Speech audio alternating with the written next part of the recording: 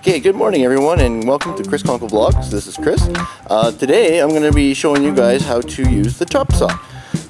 Any chop saw should cost you in around the area of $150 Canadian. They're not that expensive.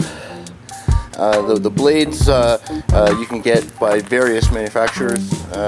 Rigid here is what we're using, but the Makita or the DeWalt, we see a lot of those in the field. As you can see, there's a flat side to the chop saw. That's for carrying it. All right, so you grab her by the handle and you put the flat side just by your side like this while you're walking. If you carry it the other way, it's going to be constantly banging you. You're going to get caught. There's a flat side here. It makes it nice and easy to carry. The PPE you're going to need: double eye protection. So that means safety glasses and a face shield. Always your hard hat, hearing protection. You see my McCordic earmuffs there. McCordic Love and Safety, great Canadian company, and the long leather gloves. You see, they're the long ones, so it'll protect my hand fully and my wrists. All right, so I'm gonna go ahead, plug that baby in.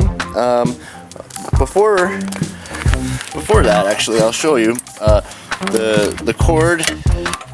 You just wrap it on that at the end of the day. But there's a little hook. Oh, they're always hooked on like so. So you just pull the handle down a little bit to loosen that off, and then you can pull the chain out. The guard here, you can lift up this little notch to pull this out, and then lock it by putting it back in and winding it in and out for tension on your on whatever you're cutting. Okay, so always leave it out first, so you can just easily push it in to your material and then tighten it. So simple as that. The guard, make sure the guard is always on and working correctly. Inspect the blade. Like, there's a chip in this one, so we're gonna go ahead and change that blade. Yeah, it's simple. You unloosen the bolt, and this whole piece comes out. This whole piece. Make sure you put the blade in with the graphics out. That's usually how that works. But it's simple. There's a lock, always a lock on all of them to lock the wheel, so you can spin it and loosen it off that way. Excellent. So another prep. You see how I have the 2x4s nailed together and on their ends? That's to put my material at the proper height. So it's not, I'm not fighting with it. It's not angled. So we got these 22-foot studs. So to determine what is the top and what is the bottom, you need to measure. It's going to be 2 feet. Is what you're after. So you always got to measure from the bottom of the stud up. And that bottom will always have 2 foot. You see here. So this one here is 24 to center to the first knockout. How's it going, buddy? I know. I can't believe we got snow again. And this is 24 feet to center. So we're actually really lucky with these studs. There is no top and bottom. They're both the same. That's the 22-foot stud. But always check that. So make sure that the 2 foot is on the bottom of the stud always. Because when you make your marks, you always draw your tape from the bottom. The reason being is so that the knockouts always line up for your channel, that holds your drywall up, and your insulation, and stiffens your studs. That's very important. Very, very important. They all have to line up. Simple too when you're doing like the studs over doors or whatever. It's really simple. All you got to do is measure from your header up to the first knockout on a preceding stud, and then or a proceeding stud, and then measure down and then up for your cut. If you get what I'm saying there.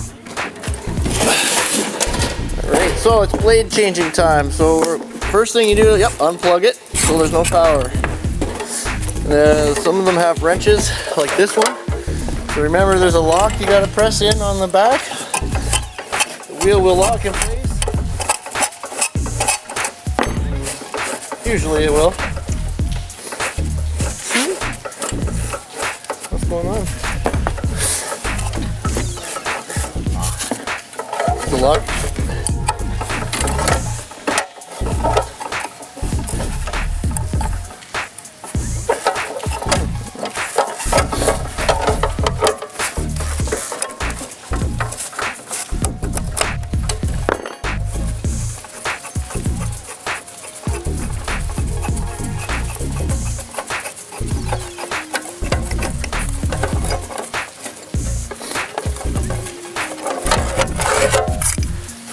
So you use guts.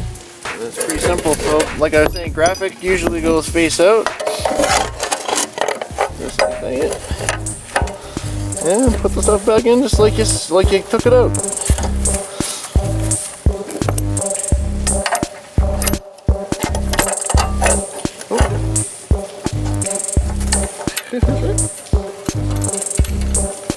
And that's it. Tighten the bolt. Let's till it's snug. It'll tighten in on its own while it's cutting, so don't over tighten it or you'll have trouble getting it off. Just so it's snug.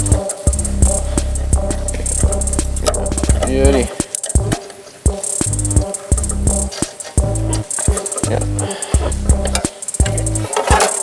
And it's changed. That's all there's to it. Plug her back in and start cutting.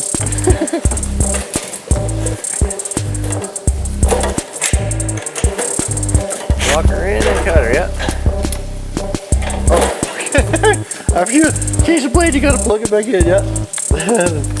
We wanted to check it because it was a little wobbly, it looked like, but it's good.